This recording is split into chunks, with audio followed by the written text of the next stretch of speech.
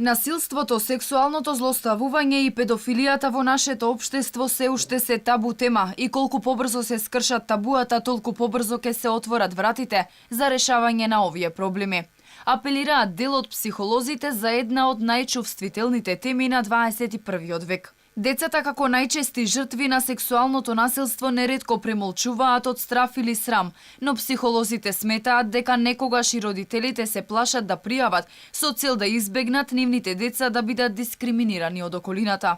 Предупредуваат внимателно да се следат промените во однесувањето на децата, кои можат да бидат знак дека нешто се случува. Ваквата злоупотреба на децата остава далекосежни последици во нивниот психички, интерперсонален, социјален и понатамошен живот.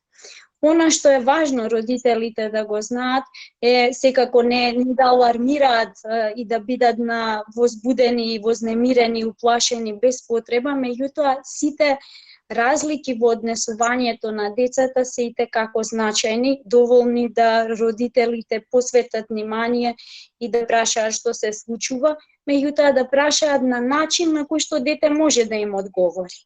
Сведоци сме на разни случаи низ светот и во земјава кога деца се жртви на сексуално злоставување или насилство. Последниот скандал кој избие поврзан со 46 годишниот тренер по џудо во Прилеп, за кого најмалку 3 девојчиња пријавија дека ги злоставувал. Поголема достапност за информациите што значи сексуална злоупотреба, кои се форми на насилство, како може да се превенира, каде може тоа да се направи, како би реагирале институциите, па ќе кажам еден од најголемите стравови кај децата, па и тинејџерите е дека нив нема да им се поверува. Најголемиот страв кај децата и тинејџерите да прозборат со што се соочуваат е очекувањата дека нема да им се поверува. Злоставувачите неретко се луѓе со авторитет или повисока функција, кои уживаат доверба од другите, па затоа жртвите се одлучуваат да молчат, а кога една жртва ќе се одлучи да зборува, прозборуваат и другите.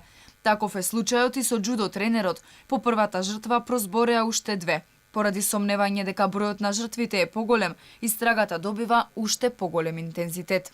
Изминативе денови цела Србија е вознемирена поради скандалот со сериското силување во училиштето за глума. Професорот по глума Мирослав Алексик е осомничен за злоставување на 9 ученички, од кои најмладата била на 10 годишна возраст.